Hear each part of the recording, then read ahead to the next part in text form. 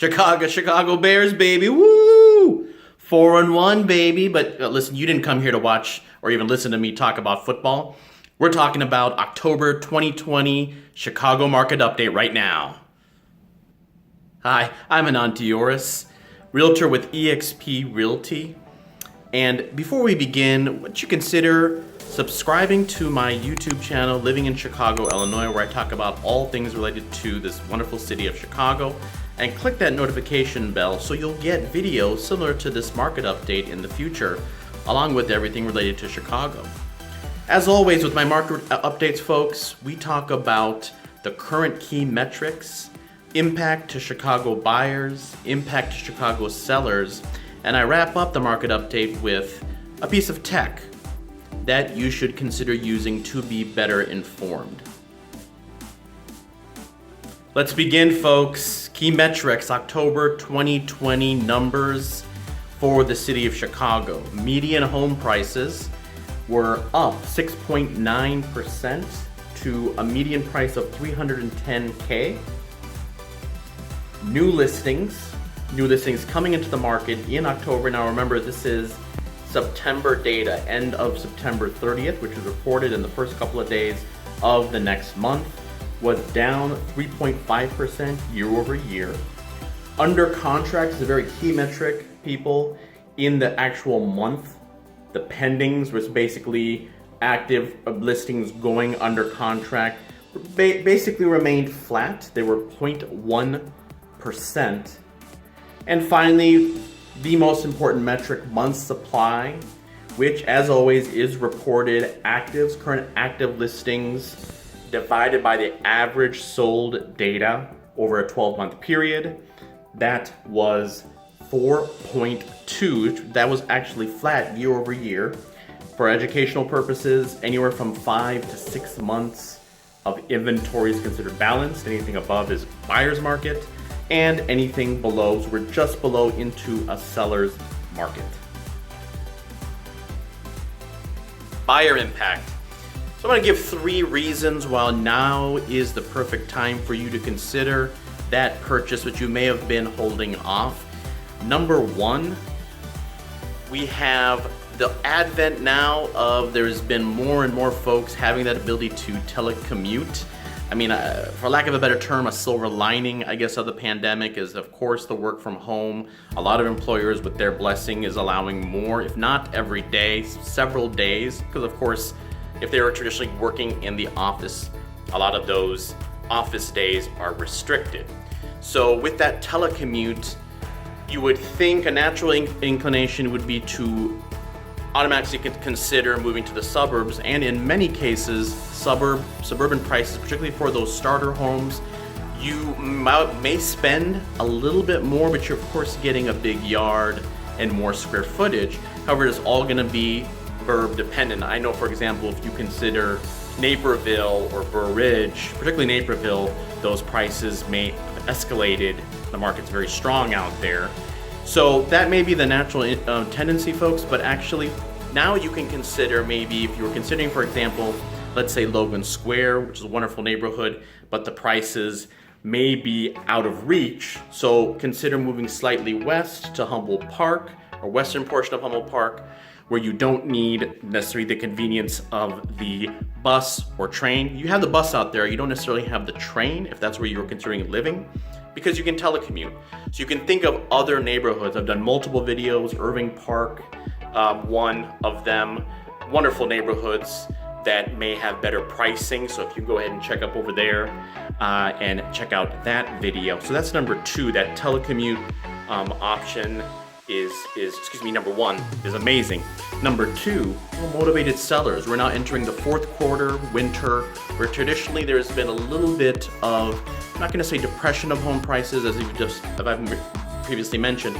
It's still pretty strong as we're going in from fall into winter.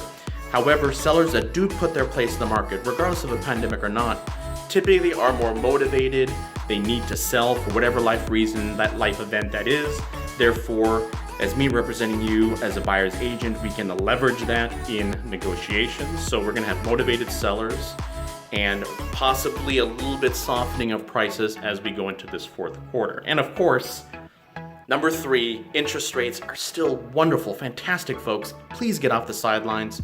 Right now, I'm going to show you a graphic from Freddie Mac, their popular market update survey. They survey a lot of lenders, traditional lenders, and have come up with 2.87 as an average 30-year fixed rate. Of course, that is dependent on your particular profile, credit profile. However, that is wonderful. Take a look at that graphic. Interest rates are wonderful. Reach out to me. I can connect you with my lender partner. Get on my website, super easy, livinginchicago.net, where you can search all active and new properties. You get an email every morning with new property alerts. If you got any questions, happy to help you out. The login is very simple. And in the laptop or desktop environment, you're going to see a login button. And in the browser, mobile browser, over in that left-hand corner, you'll see a login. You can type that there, create an account, email is your login, and your password is your cell phone. So this is the buyer impact for the October 2020 market update. Let's talk about sellers now. Sellers. So sellers, you know, the kind of reoccurring thing the last couple of months I've been doing this market update has been inventory, that elephant in the room. Inventory actually, as I just mentioned, 4.2 is relatively healthy. Again, 5 to 6, more like 6 is your balanced market. So, there's still room for us on the supply side. So if you've been thinking about putting your place in the market, you should be able to get a very strong price.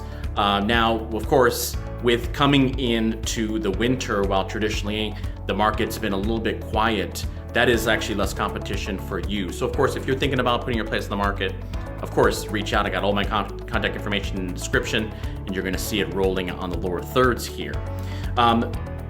But want to actually give you a quick visual. There has been some concerns with forbearance. Again, forbearance, quick definition, is a pause or delay in a pre-negotiated agreement that could be anywhere 1, 2, 3, up to 6 months, where you would you and your servicer, the one who sends you your bills, would agree to pause payments, including interest, to then be handled after the pre-negotiated agreement. And per the CARES Act that was passed, everyone's afforded, all homeowners, from April, a 6-month period, which is technically now expired. If you've already taken advantage of that, you are allowed another 6 months, so a total of 12 months, if that's something that you need. Of course, you need to be able to reach out to me and we can discuss your options, because there may be fine print. The CARES Act has a general guidelines, folks, but they do not administer it. Every servicer has different criteria, conditions. They will work with you. So either A, they will put that amount, if it's 3 months, let's say that amount is $6,000 that you've paused and not paying, that'll be put towards the end of the loan. They may also agree to a loan modification, where if you wanted to keep your mortgage payments consistent, because of that amount, they may give you a lower interest rate. However, that would be folded into the loan, and that would be part of what you're paying. So make sure you reach out to me first, particularly if you're thinking of selling. This may be the time. If you're in a bind, there's a lot of equity in a lot of people's houses. This isn't 2007, 2008, folks, where we didn't have equity in our homes. There is equity.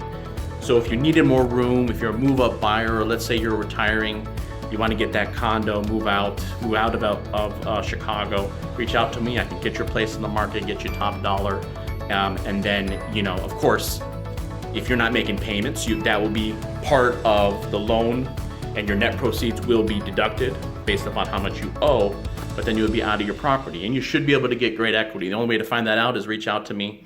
I can let you know how much your home is worth. Of course, you can also, if you're not really quite ready, sign up for the market activity report. I'm gonna have a link directly in the description. Directly go there for your neighborhood. Super easy to set up. Feel free to reach out to me, 773-490-6151, and I can help you set that up. So that's been the seller impact. Let's talk about a little tech. Or is it tech? Let's find out. In my last segment, I talk about tech. In the past, I've talked about getting your home worth, which I have a home value link on my website. We've talked about the market activity report, which I just mentioned, with sellers, and of course searching for homes if you're a buyer, prospective buyer. What I'm going to actually talk about now, good people, is actually this YouTube channel, Living in Chicago, Illinois. I don't just produce market update reports. I produce all types of content, and recently it's been more real estate focused because people really need that guidance. I highly encourage you to subscribe. It's free to my channel and click that bell so you're notified of next videos. I've talked everything. If you go through the history, the library of my videos, I've talked about neighborhoods, I've talked about market updates. So I've got a lot of topics, and I'm actually rolling out a whole new series on buyers and sellers to kind of explain the step-by-step process when you enter a contract as a buyer and also the sellers, two parts of the equation. So I'm really excited to be working on that. So be on the lookout for that. But yes, please subscribe. Living in Chicago, Illinois. I love producing these videos and educating folks. Thank you so much for watching. I am Anant Deoras with eXp Realty. My contact information, 773-490-6151 is right on the screen. Any questions at all, reach out. Please stay safe, folks.